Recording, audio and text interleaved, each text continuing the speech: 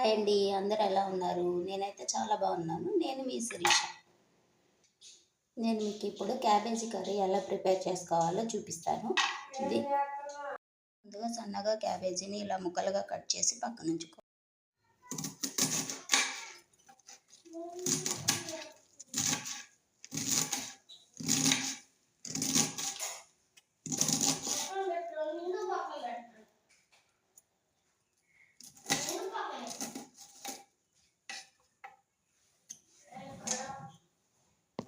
Cut చేసుకున్న క్యాబేజీని అంతా ఒక గిన్నెలో తీసుకొని 2-3 సార్లు శుభ్రంగా కడుక్కుందాం.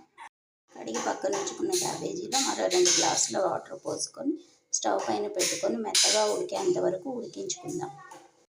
క్యాబేజీలో రుచికి సరిపడా ఉప్పు వేసుకొని మరో 5 నిమిషాల పాటు ఉడికించుకుందాం. వాటర్ అన్నీ వంపేసుకొని చల్లారే వరకు పక్కన ఉంచుకుందాం. క్యాబేజీ చల్లారేలోపు పోపు కోసం ప్రిపేర్ చేసుకుందాం. పోపు కోసం కావలసినవి: ఒక ఉల్లిపాయ, ఒక టమోటో, కొంచెం కరివేపాకు, 2 పచ్చిమిర్చి సన్నగా చీలికలుగా కట్ చేసి ఉంచుకోవాలి. ఇలా కట్ చేసుకున్న తర్వాత పోపు పెట్టుకుందాం. దీనికోసం ముందుగా స్టవ్ వెలిగించుకొని స్టవ్ పైన ప్యాన్ పెట్టుకొని ప్యాన్ వేడైన తర్వాత ఒక స్పూన్ ఆయిల్ వేడైన తర్వాత పోపు దినుసులు,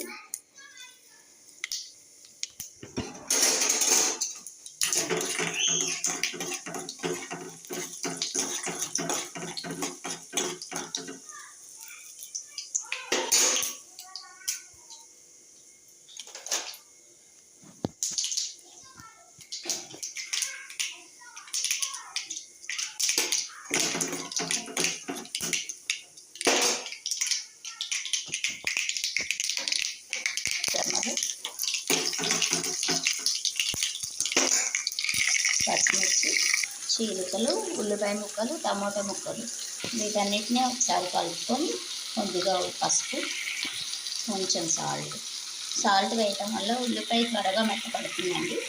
వేసుకొని మొత్తం ఒకసారి కలిసేలాగా కలుపుకుందాం. దీనిపైన మూత పెట్టుకొని మెత్తగా అయ్యేంత వరకు ఉడికించుకుందాం. ముందుగా మనం ఉడికించుకు పెట్టుకున్న క్యాబేజీలో వాటర్ అన్నీ పోయేలాగా పిండి ఇలా పక్కన ఉంచుకోవాలి. టమాటో ముక్కలు, ఉల్లిపాయ ముక్కలు కూడా ఇలా మెత్తగా అయిన తర్వాత మనం ముందుగా పెట్టుకున్న క్యాబేజీని తీసుకొని ఇందులో వేసుకొని ఒకసారి అంతా కలిసేలాగా కలుపుకుందాం. ఇలా కలుపుకున్న తర్వాత దీనిపైన మూత పెట్టి మరో 2 నిమిషాలు ఉడికించుకుందాం.